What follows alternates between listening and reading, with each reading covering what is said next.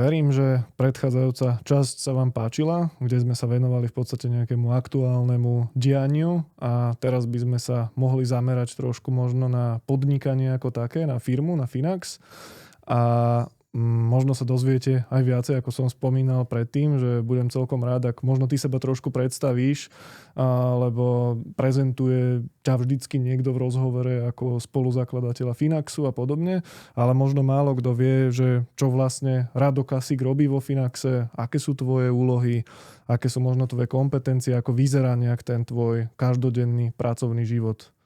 Skús to nejak tak priblížiť. Toto bude rýchla časť. Meetingy. Väčšinou.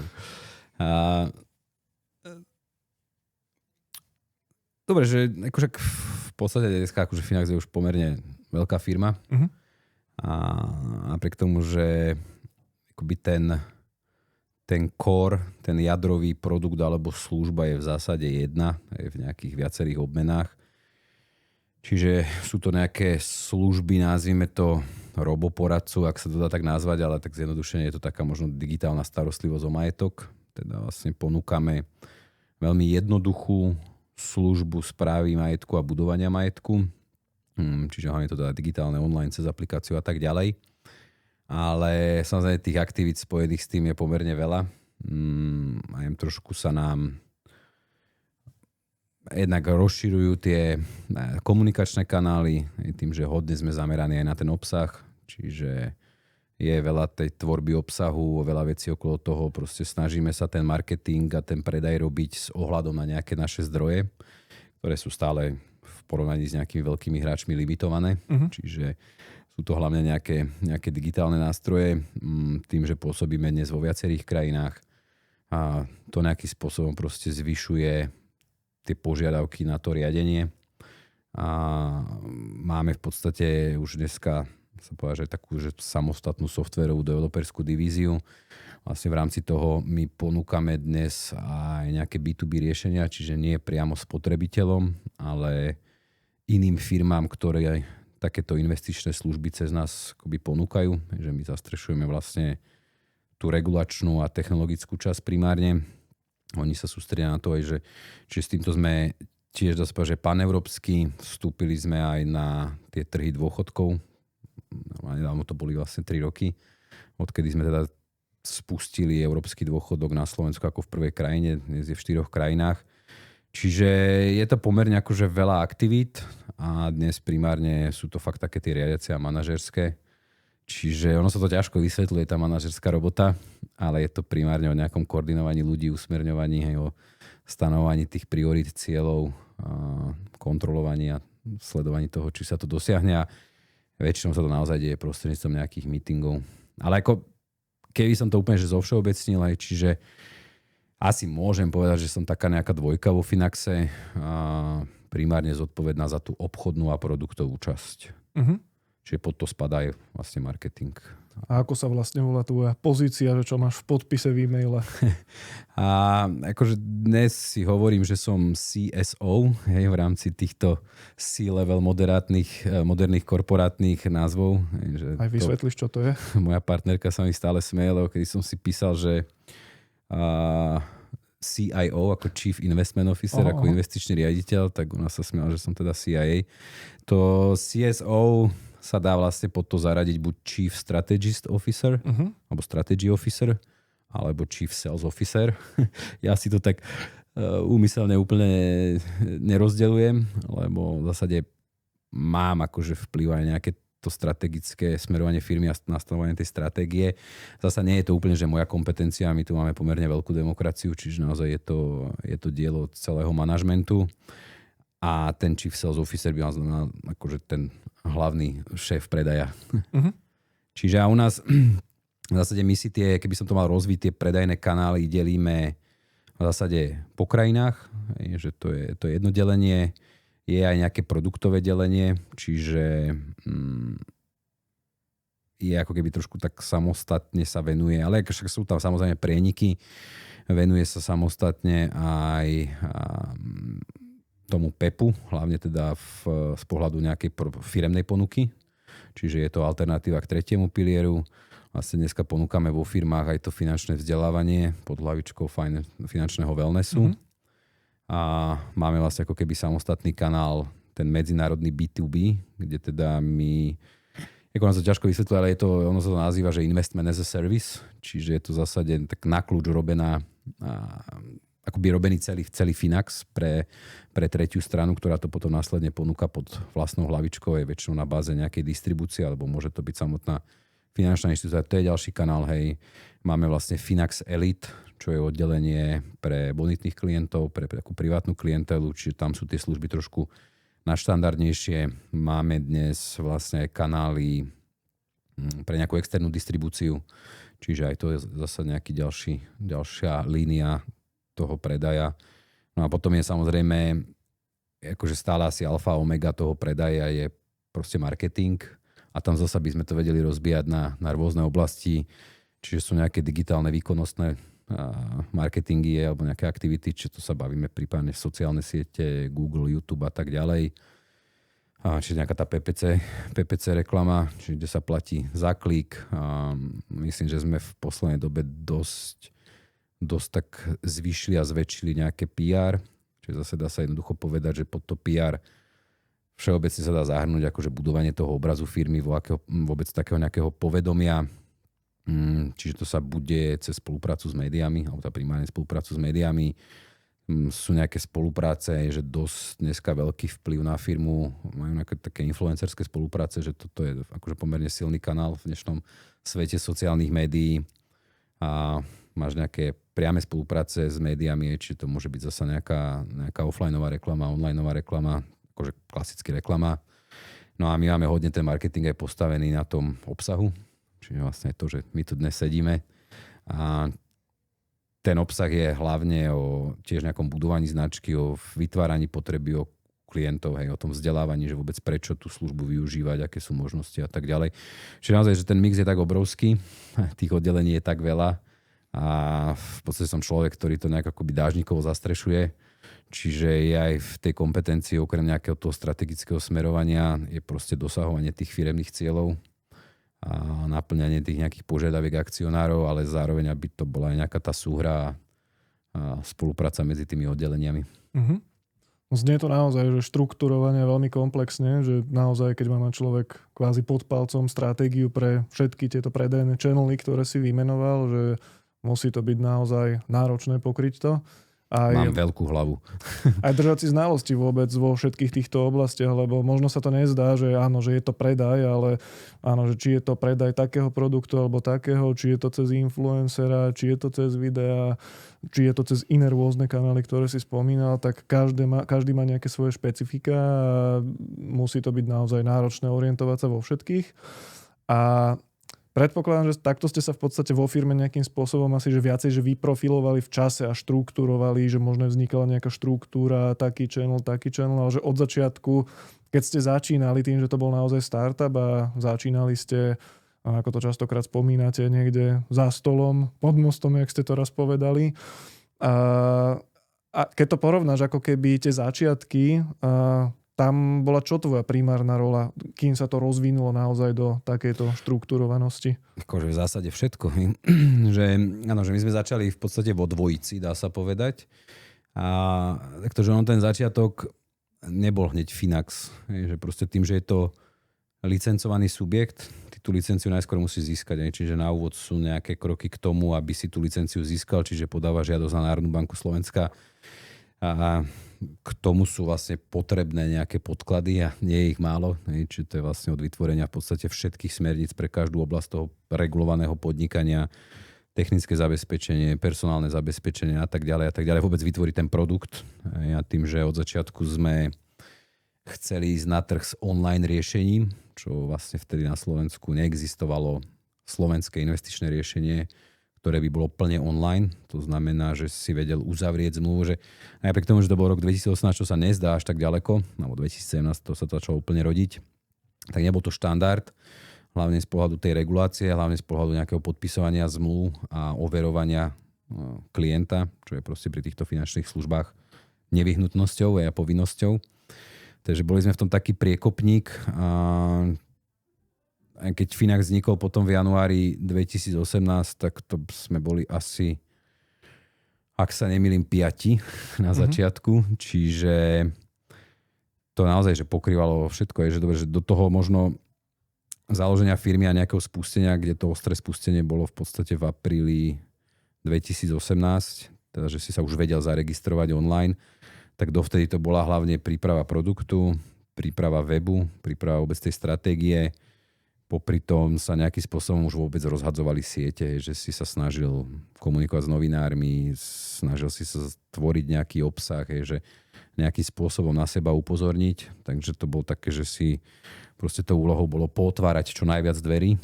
A v tých prvých rokoch to bolo doslova, že v podstate aj my ako zakladatelia sme komunikovali s klientmi. Hej, čiže keď si zavolal v roku 2018 do Finaxu, tak si mal veľkú pravdepodobnosť, že ti zdvihnem telefón alebo odpíšem na mail.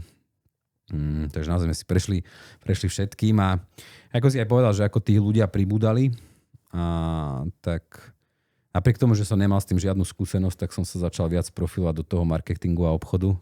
To Ďuri rád tak spomína, trošku akože s úsmevom hovorí, že som sa stal akoby tým zástupcom toho salesu a marketingu vďaka tomu, že som mal v podstate všetky sociálne siete a vedel som s nimi tak akoby najviac robiť, hej, že stále bol na ten level úplne že laický, ale najviac robiť z tých ľudí, čo tu boli, hej, že nežili na tých sociálnych sieťach možno až tak ako ja, neviem, že som tam trávil, hej, že celý deň, ale že v tom čase som bol možno najaktívnejší a najviac skúseností, že je to také úsmevné a čiže nejak takto sa to postupne vyvíjalo a ešte v úvode som si skôr písal teda, že investičný riaditeľ, keďže zase tie portfólia som vytvoril ja, ale tým, že proste robíme primárne pasívne investovanie a tam naozaj veľa tých aktivít okolo toho nie je, akože by to riadenie bolo nejaké aktívne, ale že je však v podstate plne automatizované, tak som si začal hovoriť, že vlastne ten investičný riaditeľ nejak nezodpovedá tým mojim aktivitám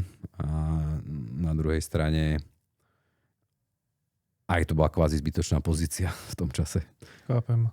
A ono si to možno aj málo ľudí uvedomuje, tých teda, čo nepodnikajú nejakým spôsobom, že nie je to ako keď niekto pracuje vo firme na trvalý pracovný pomer a rieši tam iba ten svoj piesoček, hoci je v nej odborník, ale rieši iba nejakú konkrétnu oblasť, tak naozaj pri tom podnikaní tá štruktúra, všetko to, čo rieši človek, je naozaj komplexné, že môže to byť na začiatku, ako si spomínal, či marketing, či komunikácia, či zostavovanie produktu, že je to naozaj náročné. A ja by som sa tam možno aj spýtal na to, že čo bola taká vaša primárna motivácia, že prečo ste začali, ako však áno, primárnym cieľom podnikania je dosahovať zisk, ale ja tak z vás cítim, že u vás teda asi toto nebolo len nejaká primárna motivácia, že bolo to možno aj o nejakých hodnotách a podobne, ale skús možno priblížiť viacej. Áno, akože ja to poviem možno tak vo viacerých rovinách, hej, že akože poviem za seba, že ja vlastne pred Finaxom, však asi je to o mne známe, že viackrát som to už niekde spomínal, že ja som mal taký menší, väčší sabatikál, že 8 až 10 mesiacov vlastne pred Finaxom. Čiže ja som 9 rokov pôsobil u iného obchodníka a odchádzal som odtiaľ taký, že som proste cítil potrebu si trochu hlavu vyčistiť a nejak si možno akože nechať tak uležať, že kde bude ďalej tá moja profesný život alebo profesná kariéra pokračovať.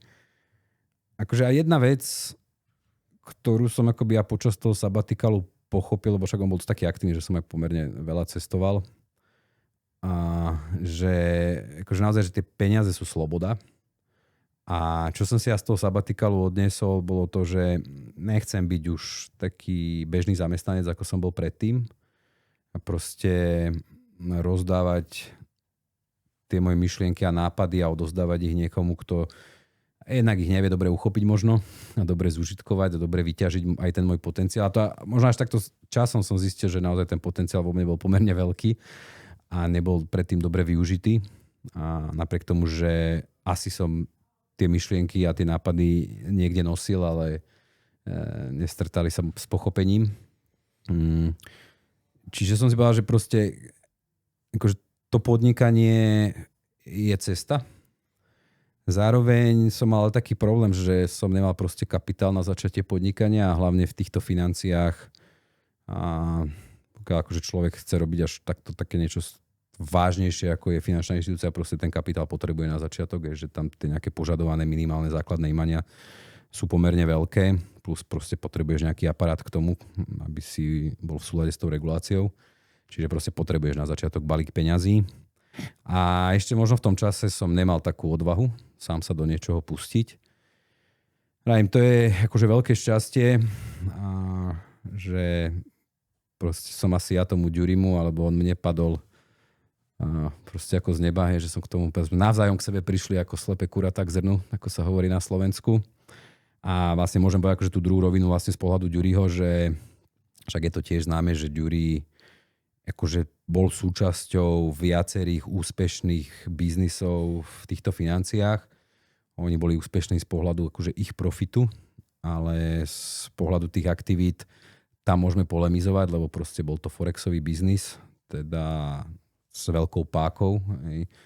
Čiže to znamená, že ja neviem, zjednodušene dávate 10 eur do niečoho, ale reálne kupujete za 100 alebo 1000 eur, čiže automaticky 10 alebo 1% pohyb nuluje vašu pozíciu, teda pohyb proti vám. Čiže aj pomerne veľmi krátka životnosť tých klientov, obdoba nejakého kasína. A akože síce Ďuri na tom pekne zarobil, ale nebol s tým asi morálne stotožnený. Že to je vlastne ten príbeh, že on prekonal tú rakovinu, čo do veľkej miery pripisuje práve tým stresom a tlakom, ktoré toto podnikanie akože vyvolávalo. Takže Ďuri vlastne od tej choroby si nosil v hlave myšlienku, že chce nejakým spôsobom splatiť ten dlh spoločnosti. Takže on nosil dlho myšlienku, že založí vlastné podnikanie. Akože zasa on je človek veľmi drivovaný, veľmi ambiciózny a to, akože ja si jeho neviem predstaviť, že on si užíva dôchodok na pláži. Takže akože dlhšie nad tým rozmýšľal, dlhšie si to pripravoval. On sám, akože hovorím za ňoho, ale tak myslím, že by súhlasil, že asi akože to stretnutie alebo ten môj životopis bol proste tá posledná kvapka, že áno, že teraz je ten čas. Čiže opustil tie svoje predchádzajúce štruktúry a za mňa akože veľmi odvážne sa pustil do toho podnikania. A teraz tá otázka, že čo bol motivom, že akože určite pomohlo to, že on mal takú nejakú v sebe asi tú vnútornú podĺžnosť voči spoločnosti. Samozrejme, ani jeden z nás nechce ísť do biznisu, ktorý nebude úspešný, ale akože určite to bremeno väčšie, a podstatne väčšie niesol on, lebo on do toho vkladal peniaze a čiže akože klobúk dole pred ním, že mal tú odvahu vlastne tie svoje ťažko zarobené peniaze takto riskovať. Lebo ja si pamätám v tej dobe, akože stále to nie je tak dávno, že keď si vezme, že rok 2017, ale vtedy sme mali obaja pocit, že ten finančný svet, alebo ten slovenský finančný svet nie je férový, nie je poctivý. A že na to, aby človek prežil a zarobil, nemôže robiť ten biznis pro klientský a poctivo. Hej. A my sme boli takí trošku možno naivní. Ja osobne áno, ja proste som stále vnímal a ja som akože tak vnútorne bojoval, že proste prečo tá celá populácia neinvestuje, že keď to je tak logické, tak jednoduché, tak krásne, že ja proste len niekde vložím peniaze, tie peniaze zarábajú, milióny ľudí po svete na mňa pracujú, hej, že dneska to je už tak jednoduché, teraz akože bavím o tom pasívnom ETF-kovom investovaní, že prečo ja stále musím vlastne všetkým ľuďom vysvetľovať, že prečo je to dobré, napriek tomu, že tá hodnota kolíše, že nikto to nevedel pochopiť a aj možno ja tak až trošku utopicky som si myslel, že keď sa spraví takéto nejaké riešenie, ktoré má nejakú šancu na prežitie a zároveň je veľmi výhodné a zaujímavé pre tých potenciálnych zákazníkov, že to proste bude fungovať. Akože na druhej strane som si uvedomil, že som prišiel z toho finančného sveta, že mal som pocit vtedy, že finančné produkty sa proste nekupujú, ale predávajú. A tým, že sme šli do nejakého online riešenia a tak ďalej, veľmi takého akože pasívneho aj spolu toho klienta je, že tu máte platformu, my máme nejak odprvujeme, ale ten klient musí spraviť sám to rozhodnutie, prísť tam, hej, že prejsť si s tým onboardingom, celou tou registráciou, čo väčšinou tak nefungovalo, že to buď v banke, hej, alebo nejaký finančný agent ťa sprevádzal, vypisoval s tebou zmluvu a tu mi to podpíš, že bolo to také trošku pushy možno, ale nakoniec sa ukázalo, že to funguje. Takže je to asi takáto kombinácia, akože toto, že spraviť takéto ETF portfólia bez toho, že by som poznal vlastne tých prvých robo-advisorov, tých priekopníkov, ako je ten Wealthfront a Betterment zo Spojených štátov. A ja som mal akože v tom čase predstavu, že najideálnejšie je proste robiť pasívne portfólia z indexových fondov ETF, že už vtedy to celkom akože v tej predchádzajúcej robote. Ja som v podstate od finančnej krízy 2008-2009 s tými ETF-kami pracoval, chápal som, aké sú to zaujímavé a výhodné nástroje a že spraví takúto kombináciu navyše s tým, že na Slovensku ten benefit obrovský, že je to proste po roku pre slovenských daňových rezidentov daňovo oslobodené, že mi to tak všetko dávalo dokopy. No a my vlastne, keď sme sa dali dokopy s Ďurím, my sme nevedeli, že čo budeme robiť. Hej. A ja to akože to nehovorím, že Ďuri mal stále takú predstavu, že budeme robiť nejaké aktívne riadené portfólia.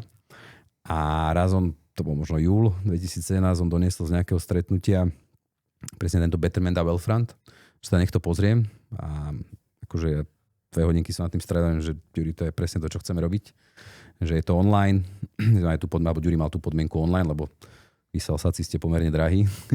Čiže skúsiť to teda online a mám tie pasívne portfólia do toho presne zapadali, že oni vlastne robili to, čo bola taká ešte neobrúsená predstava naša spoločná, že presne bol to online, boli to tie pasívne portfólia, že niekedy v tom júli 2017, keď už bola podaná žiadosť o licenciu na Národnej banke Slovenska, tak tam sa zrodila tá myšlienka, že ako ten Finax bude vyzerať. Hej. Čiže áno, že sám som vtedy tak investoval. Hej. Takisto Ďuri si hovoril, že proste chce robiť už službu alebo produkt takú, akú by sám využil, akú sám využíva, takú, aby ju vedel proste svojim známym ponúknuť. Že, akože ja tiež asi som mal takúto skúsenosť, to tiež tak rád hovorí, že dovtedy nemal za klientov nikoho z rodiny a známych, lebo vedel, že to nie je najlepšie riešenie. Akože tiež som bol na tom podobne, že boli nejakí, ale netrúfal som si úplne, že na to, hej. Ich ako keby ťahať do toho predchádzajúceho biznisu. Čiže bolo to vlastne akože veľký risk v tom čase, lebo málo kto robil biznis taký, akému veril v týchto financiách. A na druhej strane sa ukázalo, že sa to oplatí, ale bolo to aj akože nesmierne oslobodzujúce, že to, aj teraz, ak sme sa bavili o tých prvých rokoch, ja to stále zatiaľ hodnotím ako také najlepšie kariérne obdobie, lebo vtedy si naozaj to kreoval, tvoril, vymýšľal, hej, a že mal si z toho takú nesmiernu radosť, ako to naberalo kontúry, hej, keď si potom videl tie prvé úspechy a akože ten spôsob, ako som to vtedy predávalo, s akým nadšením si o tom rozprával, že prečo, áno, nie, prečo, že už dneska možno sa až tak tomu, už to bereme ako takú samozrejmosť, ale to vtedy podľa mňa sme sršali úplne, hej, že radosťou. Ja by som tam možno tak identifikoval také 2 body, ktoré častokrát možno motivujú práve podnikateľov, že začať alebo im pomôžu v podnikaní. Jedna vec je tá, nazvime to, že typová, že naivita začínajúceho podnikateľa. A druhá vec je pomôcť možno sebe, svojmu okoliu s vytvorením nejakého produktu, ktorý by bol využitý pre okolie a vedel by takýmto spôsobom pomôcť. A v podstate ty si ešte spomínal to, že si zo začiatku mal taký strach začať a myslím si, že to má strašne veľa ľudí, ktorí chcú začať podnikať a toto je, by som povedal, už prvý moment, ktorý zabije väčšinu podnikateľských plánov, že ľudia ani nezačnú, pretože sa toho boja. Čo by si možno poradil podnikateľom začínajúcim na Slovensku, že áno, nebojte sa, ale ako si možno ty prekonal ten strach, alebo čo by si im poradil, že by mohli akým spôsobom prekonať ten strach? Tak vieš, ja som to mal pomerne jednoduché, lebo ja som sa vlastne viezol v úvode na tom drive Ďuriho, že ja som reálne až tak veľa neriskoval. Čiže ja som bol rád za tú príležitosť. Akože naozaj, že nie je to možno hlúpo, ale ja som proste nemal úplne, že čo stratiť. A na druhej strane zasa aj ten môj začiatok bol akože za smiešné peniaze výrazne proti trhu a zasa akože aj poklona pred Ďurím, že ja som povedal, že proste pre najväčšia motivácia je nejaký podiel vo firme. A našťastie, napriek tomu, že sme to nemali nejak na papieri, tak to slovo dodržal, čiže to je super. Tiež akože veľká poklona, veľká vďaka. Ešte k tomu, akože keď sa dostanem k odpovedi, prepáč, že to tak vyhýbavo idem. Pohode. Že akože napríklad ja osobne, ono zasa, že to, čo sme sa bavili v tom predchádzajúcom diele, že keby som začal tak zhora, že podľa mňa vôbec my v Európe nie sme veľmi vychovávaní a zasa to asi nejakým spôsobom súvisí, že my sme tu učení skôr na tie sociálne istoty a na nejaké sociálne zabezpečenie, že my nie sme vychovaní k tej dravosti. Že zasa v tej Amerike tí ľudia sú tak prirodzené, tá kultúra je taká dravejšia. Má to samozrejme nejaké negatívne externality, ktoré tu proste môžu nejakí ľudia kritizovať, ale oni majú ďaleko ten väčší drive sa starať o seba, hej, pozerať na seba a to proste sa premieta aj do toho podnikateľstva. Ja myslím, že sú také štatistiky, že, a teraz možno to skomolím, ale boli proste akože jednoduchá otázka, že koľko ľudí, aké percento populácie, že boli také prieskumy, by zvažovalo začatie vlastného podnikania, tak myslím, že v Amerike sa pohybujú tie čísla niekde okolo 13 až 16%, kým v Európe sú to proste jednociferné percentá, že už to krásne vidí. A napríklad ja osobne si myslím, že nebol som akože takto vychovaný, že neviem, či to bol starým režimom a moja rodina skôr bola tak nastavená a ma aj tak učila zbytočne nejakým spôsobom nevytrčať. Radšej mať proste dobré vzdelanie, dobrú istú prácu. Hej. A že už celkovo v tejto myšlienky taká tá podstata toho bola nebyť až taký dravý, že radšej byť taký ten šedý priemer, čo sa má dobre a vezie sa s tou vlnou. Čiže akože reálne možno ja som to podnikateľské, akože to strategické myslenie a nejaké takéto projektové myslenie, akože asi som mal, že vidím to, že doteraz to je na slušnej úrovni, akože určite sa to za ten Finax ďalej vyvinulo, ale nemal som ten drive a ten mal Ďuri, hej, že ten, akože on nepozná slovo nie, hej, alebo že neexistuje a proste keď si niečo zaumieni alebo naozaj niečo veľmi nadchne, tak proste ide hlava, nehlava za tým. A čiže tá rada čo tým sa povedať, že keď človek vyjde z takéhoto prostredia ako ja, veľmi ťažko to zmeníš. Hej, čiže naozaj to vieš zmeniť len nejakou skúsenosťou. A zároveň ja mám taký trošku možno problém, že možno to tiež tak nepôsobí, ale ja som zasa dosť taký pohodlný človek, ktorý akože nerad vystupuje z komfortnej zóny, keď vystupuje často a na konci si vždy hovorí, že dobre spravil, že vystúpil, ale ten prvý moment toho vykročenia je pre mňa pomerne náročný a častokrát stresujúci.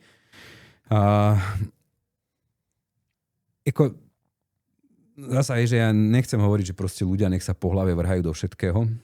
To tiež úplne nie je dobré a treba to mať dobre premyslené, treba mať nejaké zadné vrátka. Ale vieš, na konci dňa, napríklad keď sa o tomto bavíme zasa, je, že dôvod, prečo možno si aj budovať ten nejaký majetok. Opäť presne tá zabezpeka, to je tá sloboda a vtedy si ďaleko rozhodnejšie a akčnejšie, že aj toto určite Ďurimu veľmi pomohlo, že on akože už ten majetok mal, že proste on keď sa aj doma bavil s rodinou, že sa pustí do toho podnikania, tak proste tam bola jedna podmienka splatiť hypotéku, nechať nejakú značnú rezervu a zvyšok akože môže obetovať na toto podnikanie, takže vieš, aj potom keď máš, tak sa to ľahšie robí, čiže aj o tomto je finančná nezávislosť. Áno, hej, že otvára iné možnosti. A to ja napríklad som ten kapitál nemal, hej, že čiže to by bol určite, ako som už spomínal, bloker toho investovania. Čiže akože v prvom rade je to o tom presvedčení, keď naozaj ten človek je veľmi presvedčený, lebo vieš, že zasa rozdiel, že že teraz Kasík hovoril, že je dobre začať podnikať, tak idem začať rozmýšľať, že kde by som začal podnikať. Hej. Že to neviem, že či úplne vždy funguje, akože sú určite aj takí ľudia, ktorí to dokážu a nájdu. Ale v prvom rade musí byť naozaj extrémne presvedčenie, že som v niečom dobrý, to je prvá vec, že nemusí to byť, lebo podnikanie dneska nemusí byť veľká firma, hej, o 200 ľuďoch, ale proste môže to byť SZČO, hej, a môže to byť remeslo, môže to byť čokoľvek. Čiže pokiaľ som v tom dobrý, baví ma to, myslím si, že musíš si akože uvedomiť, že to, čo poskytuješ, má nejakú hodnotu pre niekoho, že to proste bude potom dopyt a je to predateľné. Že keď toto máš akoby za sebou a že naozaj to tam je a budete to naplňať, tak potom fakt, že neváhať a nebáť sa, ale akože aj premyslieť si nejaké tie ďalšie kroky, počítať aj s tým plánom B, s tými rizikami a rozhýbať sa. A potom si myslím, že v tom podnikaní, čo často vidím, a akože bolo to určite miestami aj vo Finaxe, a tu je zase tá výhoda, že naozaj Ďurimu sa podarilo obklopiť skvelými ľuďmi, že prídu aj také tie slabšie momenty, kedy sa ti kvázi nechce, kedy sa ti nedarí a to sú podľa mňa to je ešte podľa mňa náročnejšie ako začať, že je náročnejšie vydržať, hej, lebo zase, že sa to nejakým spôsobom, proste príde kríza, hej, čokoľvek sa stane v živote a tak ďalej.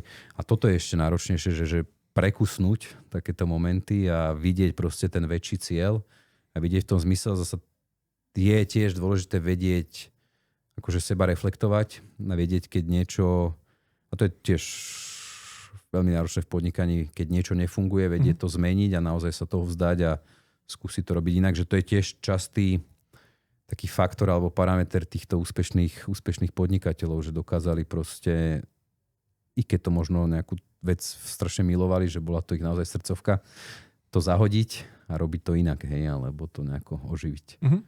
Toto je ináč zaujímavé, čo hovoríš, lebo áno, pre veľa ľudí je naozaj ťažké začať a je to v podstate ten prvý krok, ktorý musí každý spraviť a potom už keď sa náhodou vydarí ten biznis, lebo však aj to si povedzme, že nie každému sa ten biznis vo finále vydarí a vy už ste na trhu nejakú dobu a evidentne sa vám darí, lebo stále expandujete nielen na Slovensku, to možno aj málo kto vie, že ako si už aj ty spomínal v predchádzajúcej časti, ste v Poľsku, v Nemecku, v Chorvátsku, v Česku a teda. Zároveň máte v podstate, ak tomu správne rozumiem, ambíciu stať sa takým celoeurópskym brokerom a teda máte ešte ambíciu ďalej rásť. A možno veľa ľudí si povie, že im sa už hovorí, oni už majú peniaze, im sa to už podarilo, ale tu je pekne vidno, že ste začínali niekde za nejakým tým stolíkom a postupne ste sa k tomu prepracovali. A tiež to nie je o tom, že na začiatku ste si niečím prešli a potom už je to pohodička. Sú tam v podstate nejaké tie fázy v strede a v podstate tie, ktoré prežívate teraz. A sám si povedal, že sú to výzvy a náročné výzvy a je ťažké zotrvať, možno byť konzistentný a pokračovať. A čo boli možno pre vás už nie na začiatku, ale v priebehu, možno teraz nejaké tie najväčšie výzvy alebo krízy, ktorým ste čelili alebo čelíte? Ešte možno, ak som dobre, že som ťa počula, že áno, že spraviť ten prvý krok je ťažké, ale že paradoxne, aspoň ja mám pocit, že keď ten prvý krok spravíš, tak potom prichádza veľmi taká dobrá fáza, lebo to je tá proste fáza toho tvorenia a tam vidíš také ako keby okamžité výsledky, že už po nejakom čase, keď už to je rozbehnutý vlak, tak skôr už je to tá operatíva, tá prevádzka, čo zaberá veľa času a už začína to byť taký možno trošku stereotyp. Teraz akože nemyslím, že to tak bolo vo Finaxe, ale že keď ja pozerám možno na nejaké menšie podnikania. A takže určite ten prvý krok, ale potom vravím, že po nejakom momente alebo hneď po tom prvom kroku prichádza pomerne zaujímavé obdobie, aspoň ja to tak vnímam. A potom prichádza zase takéto náročnejšie obdobie. A čo boli tie výzvy? Akože oni sú stále nejaké výzvy, že to je proste neustále, že to je aj vidieť, že ten náš úspech pomerne rýchlo proste priniesol za nami iné firmy. Že to je pravidlo vlastne dneska také nepísané ekonomickej teórie, že napríklad pri tej NVIDii sa to dneska hovorí, že ako náhle ty prerazíš s niečím, ten úvod ti dovoluje naozaj mať extrémne vysoké marže, veľké zisky, to pritiahne proste iné subjekty a celkovo tá väčšia konkurencia začína proste tlačiť tie marže a tú cenu nižšie. Čiže akože určite aj toto evidujeme v podstate od začiatku nášho, aj, že tých nejakých followerov za nami je pomerne veľa. To zasa nechcem hovoriť, že my sme vytvorili ten trh, alebo že bez nás by to nebolo, že to je proste všeobecne trend, že tie investície sú naozaj dneska tlačené po celom svete a ten vývoj je tam extrémny, že celý ten sektor sa nejakým spôsobom zlepšuje, zjednodušuje.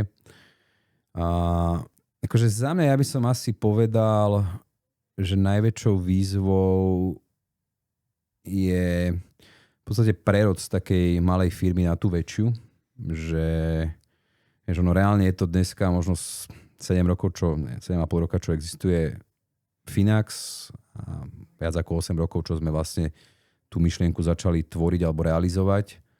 A akože ja osobne na sebe vnímam, že najťažšie bol akoby ten prerod, zmena tej role v rámci tej firmy, že keď na začiatku si naozaj robil všetko a bolo to hlavne o tom nadšení, o tej živelnosti a akože neskutočnom naplňaní proste tými prvými výsledkami a prvými úspechmi, tak proste dosiahneš určitý level, kedy ty musíš proste sa posúvať niekde inde, že ak chceš ďalej rásť, tak ty musíš proste tie svoje aktivity posúvať na iných ľudí, musíš nájsť tých ľudí, musíš ich vychovávať a musíš ich riadiť. A pre mňa to bola určite, a to teraz hovorím za seba, že možno niektorí z mojich kolegov z manažmentu by povedali iné veci, ale u mňa osobne toto bolo asi také najťažšie, že naozaj sa zmeniť a prispôsobiť sa tej novej role, lebo nemal som ja dovtedy s tým nejaké veľké skúsenosti, akože stať sa tým manažerom, ako sme sa v úvode bavili,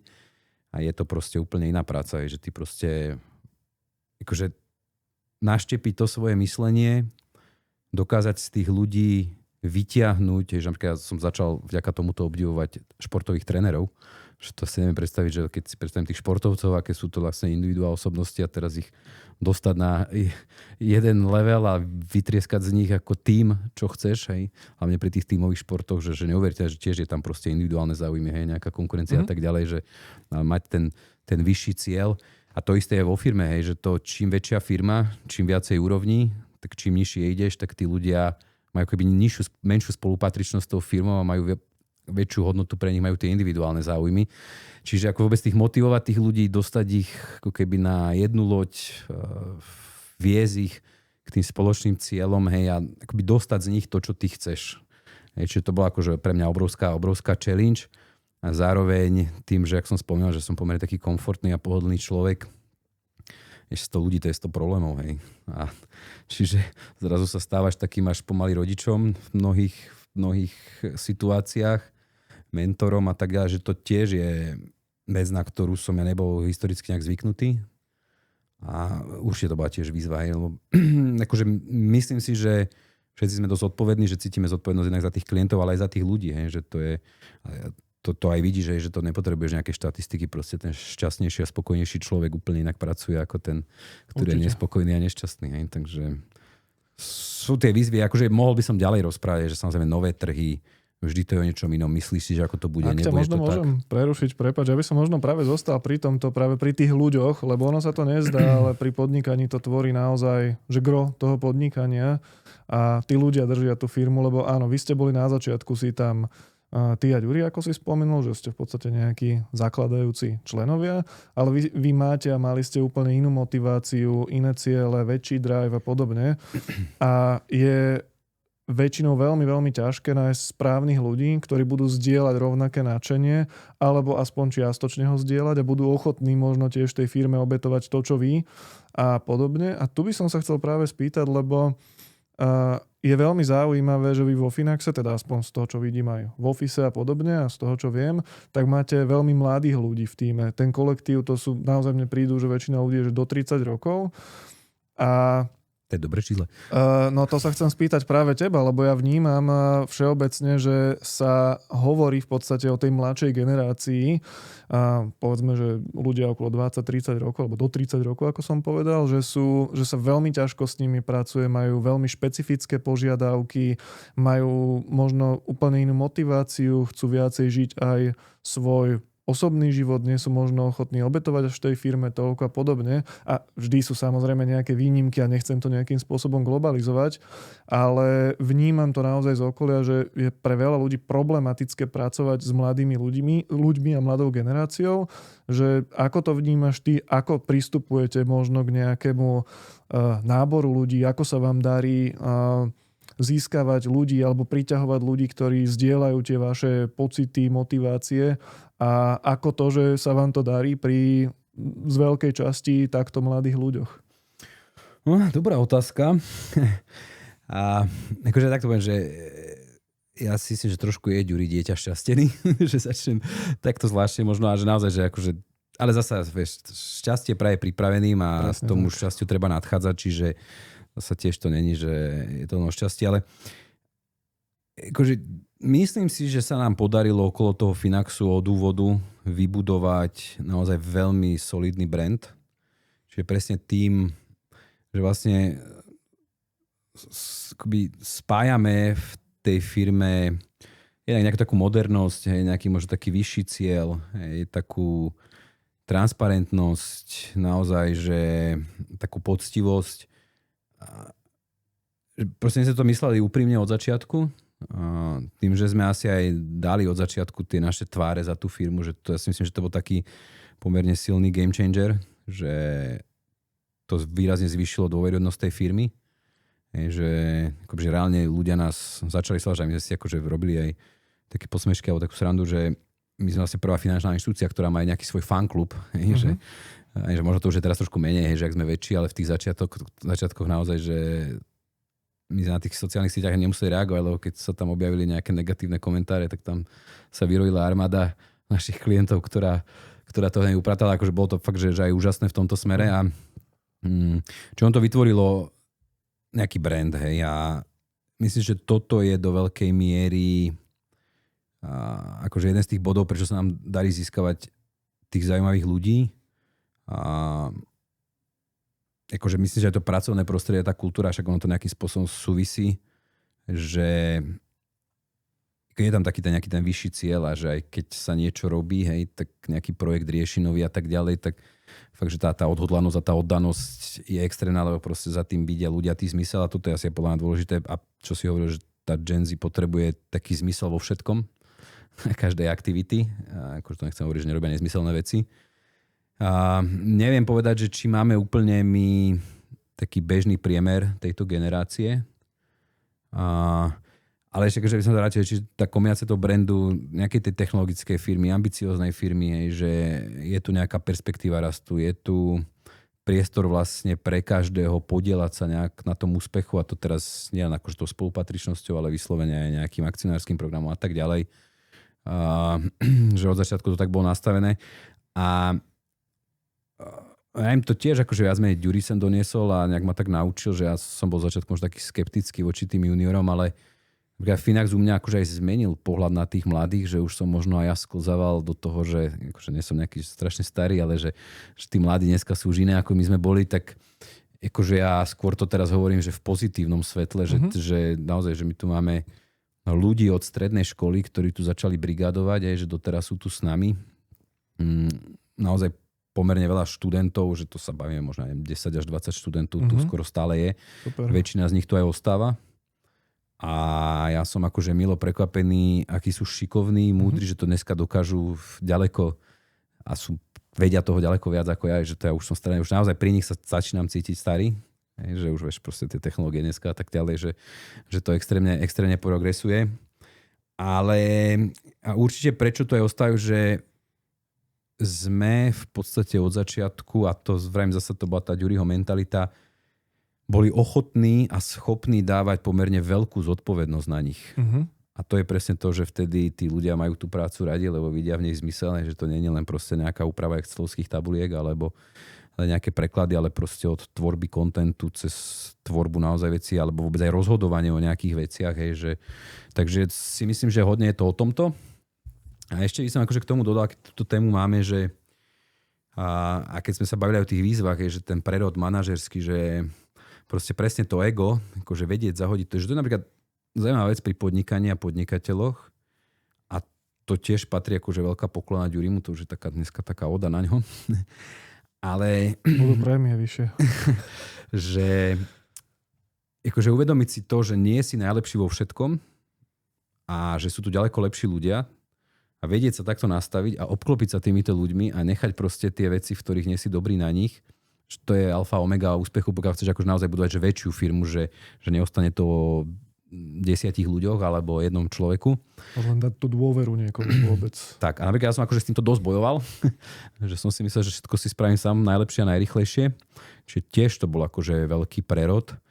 A akože 100%, keby si sa ma dneska opýtal, že jeden z faktorov úspechu Finaxu, tak určite poviem, že tí ľudia, že to není o mne, o Ďurima, o Janovi a Jančím, že to my sme zlomok už dneska, že tu sú proste tí ľudia, ktorí akože tú našu víziu nejakým spôsobom realizujú a pretavujú do skutočnosti. Takže, takáto asi kombinácia potom aj tých ľudí tu drží. Máme pomerne nízku fluktuáciu, že to je na to, že sme veľká firma pomerne. Tu by som možno vyzdvihol tiež jednu vec, ako si spomínal, že vy ste pre veľa ľudí už takým, že love brandom by som povedal, ako málo firiem na Slovensku, ale o to viac by sme si podľa mňa mali takéto firmy ceniť na Slovensku. Však teraz nedávno ste tu mali v diskusii aj Dalibora Cicmana s Jim Beam, Martinus ma možno ešte napadá, určite budú viaceré takéto firmy, ale nebudem teraz všetky menovať. A ono sa aj častokrát hovorí, že ľudia odchádzajú od ľudí, ale aj ľudia aj prichádzajú k ľuďom a podľa všetkého vy naozaj ste vytvorili taký brand, ktorý je zaujímavý pre ľudí, nie len kvôli investovaniu, ale kvôli celkovo tej myšlienke, hodnotám, ako firma funguje a možno aj práve preto sa vám darí, že nie šťastie, ako si povedal, ale že dobrí ľudia priťahujú dobrých ľudí, takže... Išli sme mu naproti. Áno, takže to je tiež podľa mňa veľmi dobrý tip pre podnikateľov, ako vytvoriť možno aj nejaké, ako by som nazval, nejakú podnikovú klímu alebo dobré podmienky pre ľudí, že nemusí to byť len o benefitoch ako takých, ale potom sú ľudia možno aj ochotnejší pracovať a keď vidia a dostanú tú dôveru a vidia ako keby nejaký ten cieľ a dostanú kompetencie, tak majú možno aj vyššiu motiváciu a aj mladí dokonca. Takže to je super. Naozaj som prekvapený, že dokonca, že od strednej školy, že máte ľudí. Takže super. Akože neviem, že každého, ale sú už viac. Však napríklad Šimon Pekár, hej, že však on je celkom taká už trošku známejšia postava, že tvorí ten obsah a aj vystupuje sa vo videách, tak on začal aj akože reálne končil strednú školu, keď u nás začal, aj 18 rokov mal. A doteraz je s nami. Hej. Takže je viacej takých príkladov. A akože tak ja si odporúčam, že naozaj, že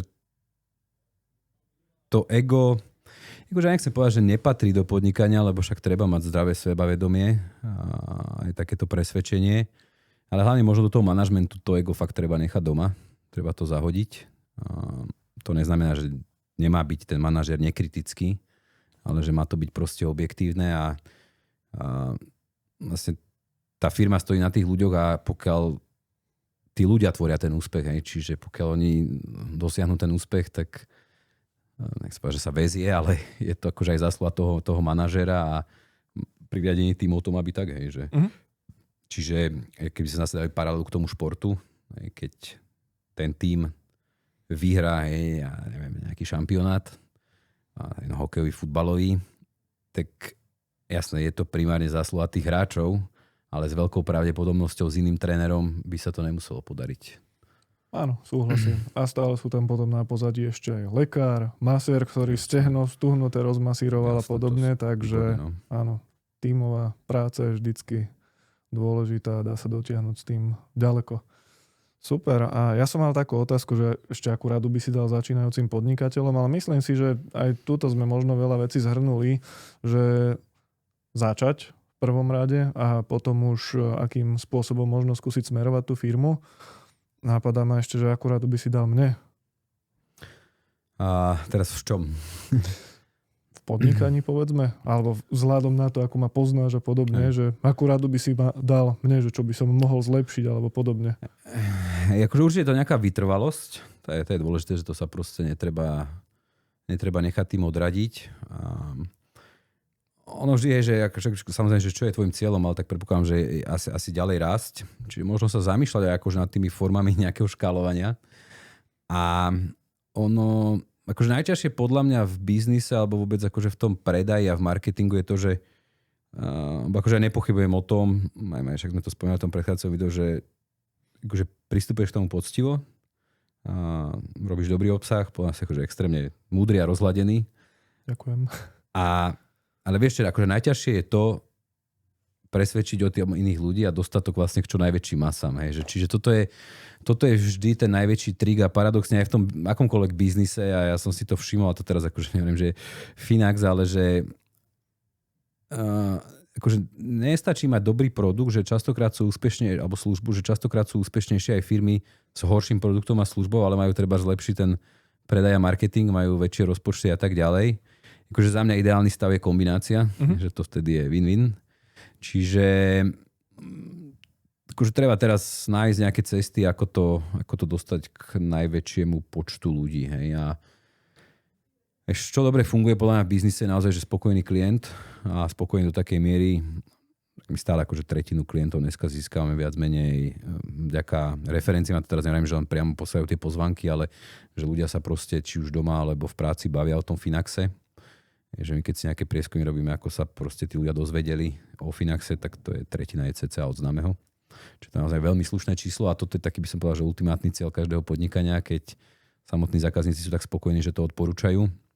Čiže aj s týmto asi možno pracovať a možno potom aj siahnuť po tých kanáloch. Akože dneska ešte tá doba je taká, že naozaj umožňuje, že ja už som sám v tom stratený trošku, že umožňuje mnohým akože mladým ľuďom sa naozaj veľmi dobre predať. A častokrát, že kvalitný obsah, akože čo sa týka možno do tej myšlienky, niekedy úplne, že nestačí. že keď akože veľmi ten obsah múdry, že to proste ľudia nežerú, hej, že radšej žerú možno niečo jednoduchšie a vtipnejšie a tak ďalej. Čiže asi aj takto nejak sa pozerať a rozmýšľať. Neviem, že či som zodpovedal teda otázku. Dobrá odpoveď určite. Ja verím, že aj iným to môže pomôcť v ich podnikaní bez ohľadu na oblasť, v ktorej podnikajú, lebo myslím si, že je to určite že správny pohľad. A možno by som sa ešte spýtal, aj vzhľadom na to, že už sa chýlime ku koncu, na veľmi aktuálnu tému, ktorou je AI, alebo teda umelá inteligencia, a akým spôsobom a či ju teda využívate a prípadne ako ju využívaš možno ty na svoju pracovnú činnosť. Hej. Akože ja aj tým, že som už teda spomínal, že sa už radím do tej kategórie starších, ale nie som, že ako vnímam všeobecne umelú inteligenciu ako zásadnú spoločenskú zmenu. Čiže je to naozaj, vyzerá to tak, že každým dňom som presvedčenejší a že každý deň ako keby zbieram nové dôkazy o tom, že alebo sa presviečam o tom, že naozaj je to zmena na úrovni proste párneho stroja alebo internetu. A sám si myslím, že akože dnes tie možnosti a vôbec tá konečná forma využívania umelej inteligencie je úplne v plienkach, že na konci dňa to bude úplne inak. Že proste sme niekde v 90. rokoch ohľadom internetu, kedy vtedy tak možno hlúpo ešte ten e-commerce boomoval, ale také celkom všetko úsmevné, že na to neexistovala ani logistika, aby to vôbec zabezpečila. Čiže dneska sme na tom podľa mňa akože podobne. Sám som užívateľ, už pomerne častý, ale zatiaľ také tie základné veci, že nejaká sumarizácia textov, že nejaká kontrola textov, nejaké preklady a takéto veci. Niekedy to používam ako alternatívu na vyhľadávanie. A to si stále myslím, že to je ten najsmiešnejší a najzákladnejší user case, že to nie je až nejaká akože obrovská pridaná hodnota. Ale akože pomerne intenzívne sme sa v tomto roku začali venovať tej umelej inteligencii a máme akože možno viacero plánov, ako to využiť. Ja asi nebudem ani úplne, že zatiaľ konkretizovať, ale je to viac menej až od tvorby kontentu cez nejakú možno úpravu toho kontentu, teraz z pohľadu možno nejaké akvizície, možno nejaké optimalizácie a pre rôzne vyhľadávania aj pre samotné AI. Proste jedna téma, snaha čo najviac automatizovať procesy. Čiže my stále pomerne málo pracujeme s dátami. Máme pomerne veľa dát o klientoch, tým, že aj tvoríme veľa obsahu, takže my aj vieme povedať, že proste na čo tí ľudia klikajú, že aké témy ich zaujímajú, že proste ako sa že správajú na tých našich účtoch a tak ďalej, že ono je to poviem tak komplexná šedá zmes informácií, ktoré akoby dátový analytik jeden alebo aj dvaja pomerne šikovní ťažko rozlúskali a práve tam sa myslím, že by tá AI mohla nejako pomôcť.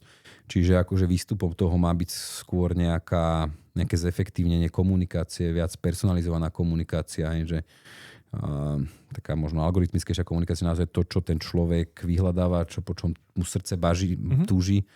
A využíva sa dnes samozrejme, už máme my vlastne dneska in-house development, čiže to developeri nepochybujem, že to vo veľkom využívajú. Akože dneska každé to oddelenie nejakým spôsobom to využíva, ale chceme proste viac rozvinúť tých AI agentov aj na rôzne konkrétnejšie úlohy. A stále je trošku taká miera takej šedej zóny v týchto regulovaných biznisoch, že do akej miery my vlastne spolu tej regulácie môžeme dôverovať AI. Čiže tam si musíme vždy samozrejme dať pozor, aby tie dáta neboli citlivé, aby boli prípadne anonymizované, aby sa tam nedostali proste s tým. Akože na to sú dneska, však prišla aj taká tá smernica DORA, ktorá to nejakým spôsobom rieši a v podstate je to akože pomerne veľmi komplexná vec. Čiže akože vidím v tom veľkú budúcnosť. Určite to brutálne zvýši tú produktivitu, zefektívni. Zase na druhej strane stále si myslím, alebo že by som povedal akože aj to B, že my všetci vnímame, alebo všeobecne akože populácia, ľudstvo, spoločnosť, keď príde takéto nové, čo je trošku už až nad naše myslenie, ako také neuchopiteľné a máme prirodzene z toho strach akože z neznámeho. Čiže kreslia sa tu rôzne scenáre. ja si akože nemyslím, že sa naplnia také tie katastrofické scenáre. Nemyslím si, že AI proste pripraví ľudí o prácu. Tiež si nemyslím, že akože hodnota tej ľudskej činnosti tvorivej sa stratí. Dokonca si myslím, že tá AI bude mať vlastne, ja neviem, za dekádu efekt taký, že ľudia ešte viac spohodlnejú. A nechcem povedať, že budú hlúpejší, ale myslím si to. Čiže práve ľudia, ktorí budú schopní niečo vytvoriť a niečo akože originálne, budú stále veľmi zaujímavé a možno ešte aj zaujímavejší a cenejší. Čiže to je akože taká moja predstava. Tam možno čo taký faktor, že mňa akože veľmi čo si často kladiem otázku, že ako samotná tá AI bude vyvíjať v zmysle, že či naozaj tá AI dlhodobo bude robiť skôr také unifikované riešenia a odpovede, že to bude akože vajce k vajcu, alebo či sa má medzi sebou začne viac konkurovať a začne byť kreatívnejšia. Však je jasné, že veľmi to závisí aj o tom, že k čomu ju vedie, že akože je to určite fascinujúce. Takže je to veľká budúcnosť a ja neviem, keď to teraz porovnám, že s blockchainom a treba s kryptom, tak tu akože mám úplne diametrálne odlišný pohľad, že tu proste ten user case vidím, hej, prakticky od prvého momentu. A že keď si vezme, že to potvrdzuje aj svet, hej, že to koľko tu je, hej, že 2 roky? 2-3 roky od vypustenia ChatGPT? Neviem ti presne povedať. Že to je akože extrémne, tá penetrácia, to používanie, ak si to hlavne tí mladí ľudia osvojuje. Ja neviem, že či bola technológia, ktorá by bola rýchlejšie osvojovaná historicky. Mhm. Súhlasím, ja musím povedať, že ja to používam na dennej báze, či už v práci, na strašne veľa vecí, ale aj na osobné veci a podobne. Ale spomínal si v podstate plány, a že nechceš úplne prezrádzať, ale ak máte nejaké plány, ktoré sa dotknú klientov priamo a ktoré môžeš prezradiť, že sa chystáte niečo možno releasenúť alebo podobne v dohľadnej dobe, čo by mohlo byť zaujímavé pre klientov, tak skús prezradiť kľudne bez nejakých deadlineov, ale aby vedeli, na čo sa majú ľudia tešiť. Však to zasa nie sú nejaké tajomstvá, že my sme možno teraz akože v tom takom vývoji funkcií trošku pomalší teraz. Však ono to je akože tiež známe o nás, že my sme vlastne minulý rok spravili akvizíciu toho ETF Matiku a akože kľúčovým dôvodom tej akvizície, toho prevzatia bol vlastne nový software, aj celý ten backendový software, na ktorom proste celý Finax a celá tá evidencia beží. S tým, že to bol proste cudzí hotový software. Nejaký čas trvalo ten software upraviť na naše potreby, celý ho tak nejako rozviazať, znovu zviazať. Akože zase na tom sa stále pracuje, ale teraz sme už v podstate vo finálnej fáze, kedy by sme mali do konca roka proste zmigrovať, všetko sa podarí zmigrovať vlastne celú tú databázu existujúcu zo starého na nový. Uh-huh.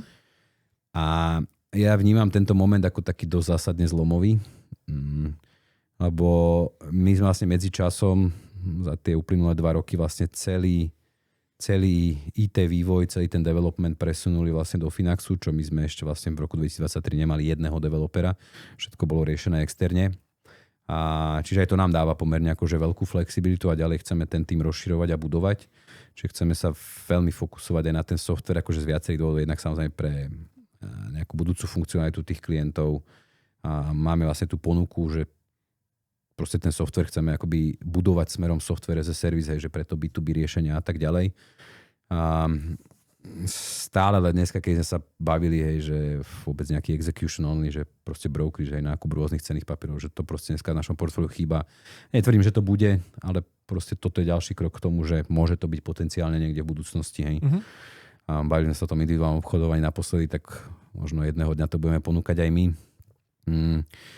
Akože z takých tých okamžitých vecí je, že teraz aktuálne najväčšia vec je, okrem vlastne tejto migrácie, je to, že ideme vlastne zvyšovať kapitál v blízkej dobe, čiže to nám akože konzumuje dosť veľa kapacít. Zasa nám to otvorí možnosti, že presne časť tých peňazí pôjde aj na to financovanie tohto rozvoja, akože IT rozvoja a potom aj na ďalšiu expanziu. Ale treba z tých vecí, že keď už bude ten software zmigrovaný, že by mohlo byť častejšia frekvencia obchodovania, však my to už slúbujeme nejaký piatok, akože čakali sme, že ten software bude osvojený a zmigrovaný skôr. A máme nachystanú nejakú revíziu portfólií, že ako budúci týždeň mám sedieť s chlapcami, že už má byť finálne predstavenie. Čiže to je vlastne zmena portfólií s tým, že by cieľom malo byť, aby to viac zasa reflektovalo nejaký ten horizont, aby to viac reflektovalo tú svetovú kapitalizáciu, či rozloženie tej hodnoty okolo sveta. Malo by byť výsledkom aj zlepšenie výkonnosti. Hej. Čiže zase by to bude, akože nebavíme sa o tom, že to nafúkne, že z 9 na 15%, ale proste v dnešnom svete aj tie bodíky hrajú rolu, hej, že keď sa všetci porovnávajú. A zároveň akože my sme prichystali, lebo aj vzhľadom na to, že máme, akože že budeme mať nejaké zdroje navyše, že máme my dnes akorát sa to nedávno finišovalo zbieranie vôbec myšlienok z firmy a je tam vlastne ako keby 80 návrhov rôznych projektov na zlepšenie ako keby našich služieb alebo proste úplne nové služby, čiže nebudem to asi menovať všetko, ale verím, že, teda akože do konca roka by sme to mali proste viac rozoberať do hĺbky, nejakým spôsobom analyzovať a následne by sa z toho niečo malo vybrať, odprioritizovať a postupne sa bude realizovať, že to sú aj pomerne veľké, aj pomerne malé veci. Hej. Ale akože budú aj nejaké zmeny, hej, že dobieha ešte aj ten rebranding, že tam ešte stále sú nejaké práce, že proste zmeníme design, čiže teraz to, kým to všade pomeníš, hej, že či začal si od tých najdôležitejších, najviditeľnejších vecí, ale to ešte stále nejak dobieha. Ešte jedna veľká vec, ktorá by mala byť do konca roka je trošku sa zmení akoby aj ten flow celej tej registrácie, hej, že nie je to nejaká dramatická zmena, ale viac sa to prispôsobí ako keby tomu mobile first. Čiže aj tam budeš vidieť, že trošku dojde k nejakým zmenám. Akože veľké veci, hej, že pripravujú nejaké white label riešenie pre sprostredkovateľov, že to môže byť veľmi zaujímavé. A je tam akože x vecí, že nechcem teraz akože sľubovať, ale bavíme sa naozaj o všetkom, od štruktúry poplatkov, hej, cez ten brokerage, cez nejaký margin, zvažovali sme, ja neviem, teraz platobnú kartu k účtu a toto všetko akože je zase na stole, len akože my to neustále vyhodnocujeme, jednak aké sú náklady, aký je z toho biznis, aká je z toho reálne pridaná hodnota pre klienta, takže je toho, keď sme sa bavili aj o tých začiatkoch a keď sme sa púšťali do toho kontentu alebo vôbec rozbiehali ten Finax, som si hovoril, že pasívne investovanie, čo tu budeme meniť, kedy, že to máme tak roboty na 2 roky a že po tých 2 rokoch, že čo už budeme komunikovať, čo mať. A akože opak je pravdou, že proste ten trh je tak neúprostný a tak sa vyvíjajúci, že skôr by som mal pocit, že ten backlog, čiže ako keby ten zoznam tých myšlienok a potenciálnych zlepšení a produktových riešení a tak ďalej na tých poličkách skôr narastá, hej, ako ubúda. Jasné. Chápem, že treba to aj prioritizovať nejakým spôsobom, ale myslím, že minimálne to, čo si spomínal, že napríklad by sa obchodovalo na dennej báze, tak to klienti určite privítajú. Že je to celkom, by som povedal, žiadané u ľudí, najmä v súčasnej dobe vyššej volatility, čo pred rokmi. Volatilita? Koľko tak. Je to? Zasa sme zlomili nejaký rekord, že koľko dní to bolo bez väčšieho pohybu ako 2%, že to myslím, že od apríla nebol taký deň. Tak ja si pamätám obdobia, kedy trhy nekolísali aj pol roka napríklad, alebo akože 3/4 roka, a že teraz je úplne sa zmenila tá doba, takže ľudia chcú aj, že na dennej báze pomaly robiť vklady, takže, alebo minimálne využívať tie poklesy a treba sa prispôsobiť, takže je super, že na tom pracujete. Je to samozrejme must, hej, že my vnímame, že dneska je to proste nevyhnutné a určite sa dostaneme k tomu, ale paradoxne si myslím, že to nepomôže tým klientom. Že to bude mať skôr opačný efekt. Krásny príklad, že sme to videli vlastne počas toho Trumpa, keď tie trhy tak prudko spadli a prudko sa zotavili, že to, že sme mali vlastne jeden obchodný deň v týždni, že tam reálne si polovica ľudí rozmyslela a zrušila ten príkaz na výber. Nestihli spanikáriť a vybrať. No, oni spanikárili, len kým sa ten pokyn zrealizoval, že ono to bolo nejak, že streda, štvrtok boli tie najväčšie poklesy. A ono sa to potom začalo upokojovať, čiže do toho útorka si to tak nechali uležať a zrušili. A toto už nebude možné, čiže myslím si, že akoby objemy dnu aj von narastú potom a neviem, či to bude vždy v prospech samotného investora. Uvidíme, tiež si to musia tí ľudia vyskúšať, takže ako všetky tie veci, o ktorých sme sa bavili už v prvej časti. Každopádne myslím si, že je sa na čo tešiť. Už sa nám čas chvíli ku koncu, ale chcem sa ti veľmi poďakovať za čas, ktorý si našiel. Ja ďakujem. Dúfam, že rozhovor bol pre teba zaujímavý, hlavne pre divákov a poslucháčov. Verím, že nájdu aj nejakú inšpiráciu v rámci podnikania. A ako sme spomínali, v podstate spravíme potom ešte ďalšie video, kde budeme zodpovedať aj nejaké klientské otázky, prípadne nejaké bonusové otázky. Takže verím, že to, čo sme nepokryli, tak ešte pokrieme. Napríklad také poplatky, o ktorých si spomínal v podstate aj ty a budeme sa o nich ešte baviť a ďakujem ti teda za čas. Ja ďakujem za výborný rozhovor, za to, že si sa našiel v tej roli moderátora, takže teším sa na pokračovanie. Super, ďakujem a pekný deň prajem ešte tebe aj ostatným. Aj tebe, aj vám, ďakujeme.